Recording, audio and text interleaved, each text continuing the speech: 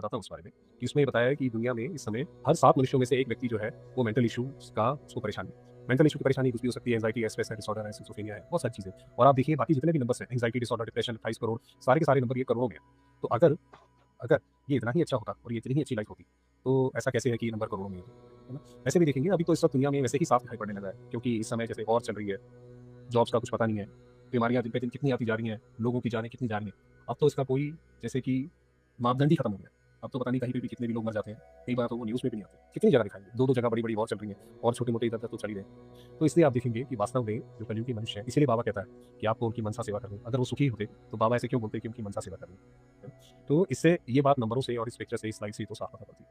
दूसरी बात है, आप देखेंगे ये जो प्रिंसिपल की बात है, लॉज़ की बात है, उसमें क्या होता है कि अगर कोई भी व्यक्ति बाबा हमें क्यों मना करते हैं कि भई तुम वैराग्य रखो, तुम तो वनवाह में हो। क्यों मना करते हैं? बाबा भी हमें कहते हैं कि जाओ भई एन्जॉय करो, बाद में चले जाएँगे स्वर्ग में।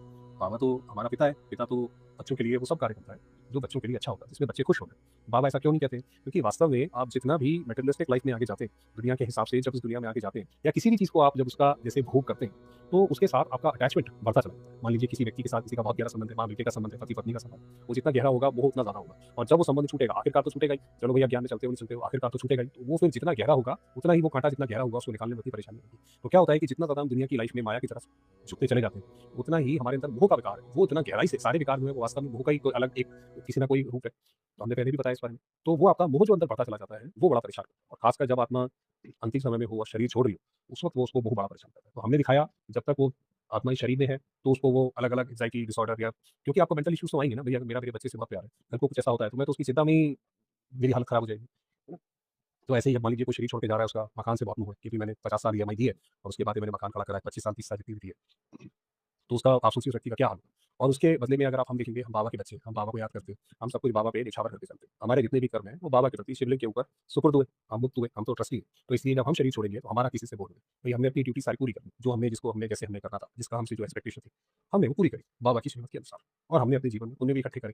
तो हम बड़े आराम से इसीलिए हम अपने आराम से अपना शरीर छोड़ेंगे और कोई जादू की ऐसी बात नहीं है। जब हमारा मोह ही नहीं होगा, तो जब मोह नहीं होगा तो आत्मा शरीर से एकदम उड़ जाएगी, जब उसको मोह खत्म हो गया। जब मोह है तो फिर वो अंदर बैठी रहती है, ये भी पूरा हो जाए, ये भी पूरा हो जाए, तो ऐसे करके। उसके बाद आप देखेंगे कि जो बाबा हमें कहते हैं कि भई आजकल मुर्गियों में आ रहा है कि अचल अडोल रहो, कुछ भी होता रहे तुम अचल अडोल रहो। वो कैसे अचल अडोल रहो? वास्तव में जो आत्माएँ अचल अडोल नहीं रह पाती हैं, वो इन्हीं मोह विकार की वजह से। ये आपका जब दुनिया में मोह विकार बैठा हुआ है कि ये मेरा घर भी है, ये मेरा बच्चा भी है, मेरी बीवी भी है, ये ऐसा भी है, वैसा भी है, हमारे संबंधी भी है, हमारे हमारे जितने बैठे हैं, तो आप कैसे उन सबसे वैराग्य पाओगे? वैराग्य नहीं पाओगे, तो कहीं न कहीं परेशानी होगी।